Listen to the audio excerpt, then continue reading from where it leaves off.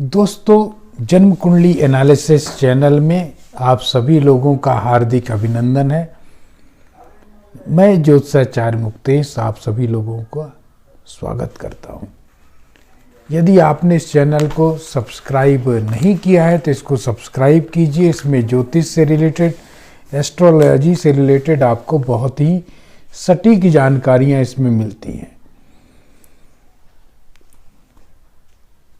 यदि आप अपनी जन्म कुंडली का विस्तृत रूप से एनालिसिस कराना चाहते हैं तो 8109337399 में 501 रुपये ट्रांसफ़र करके अपनी जन्म कुंडली का डिटेल में एनालिसिस करा सकते हैं। आप चाहें तो अपनी कुंडली को लाइव सेशन में शामिल करवा सकते हैं एवं डिटेल में कंप्लीट PDF सहित अपनी जन्म कुंडली प्राप्त कर सकते हैं, वो भी आपके जो सवाल हैं उनके साथ।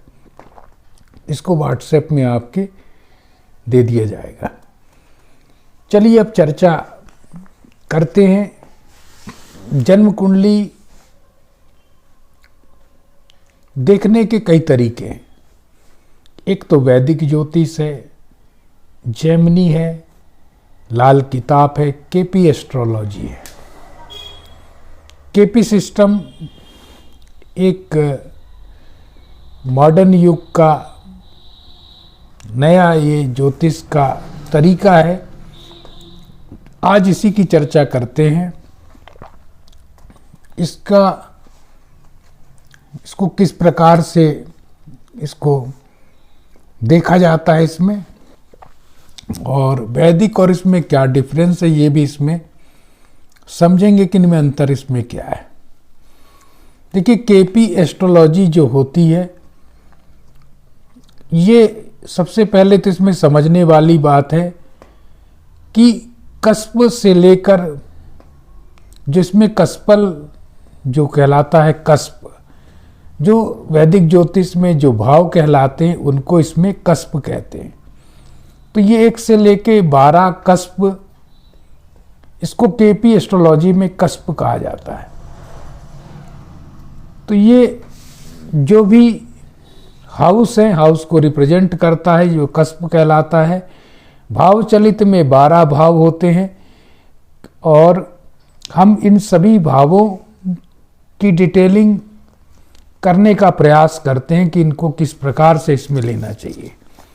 आज सिर्फ पहले भाव की चर्चा करते हैं KP एस्ट्रोलॉजी में। तो इसमें जो कस्प होता है इसको देखते हैं कि फर्स्ट कस्प में क्या क्या चीज़ें इसमें रहेंगी, इसको संक्षेप में समझते हैं।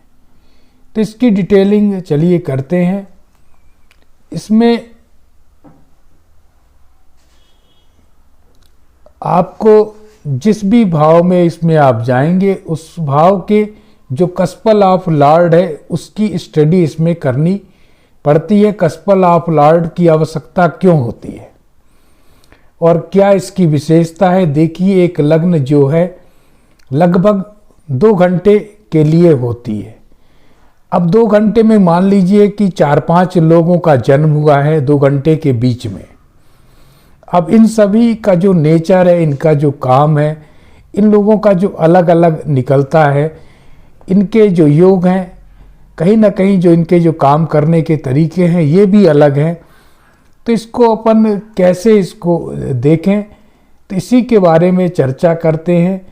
तो ये 2 घंटे के अंदर जितने भी लोग जन्म लेते हैं वो उनका अलग अलग जो योग है या उनमें अलग अलग जो काम करते हैं, इसके बावजूद उनमें एक ही लग्न में जन्म लेने के बाद भी उनके जो तौर तरीके हैं बिल्कुल इसमें अलग रहते हैं। तो इसी की चर्चा इसमें कर लेते हैं। तो इसमें कस्पल ऑफ लॉर्ड जो है किसी भी हाउस की डिटेलिंग को बताता है, जिसमें हम कोई भी ज्योतिष पढ़ें, चाहे पराशरी पढ़ लीजिए, चाहे जेमिनी पढ़ लीजिए, चाहे KP, हर ज्योतिष का एक ही नियम है।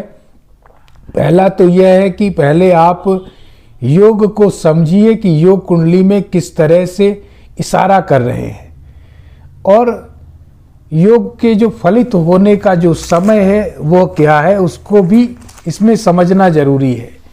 ज्योतिष का सिर्फ एक ही सूत्र छिपा रहता है एक ही लाइन है कि योग बताता है कि यह घटित होगा, दशा बताती है कि यह कब घटित होगा।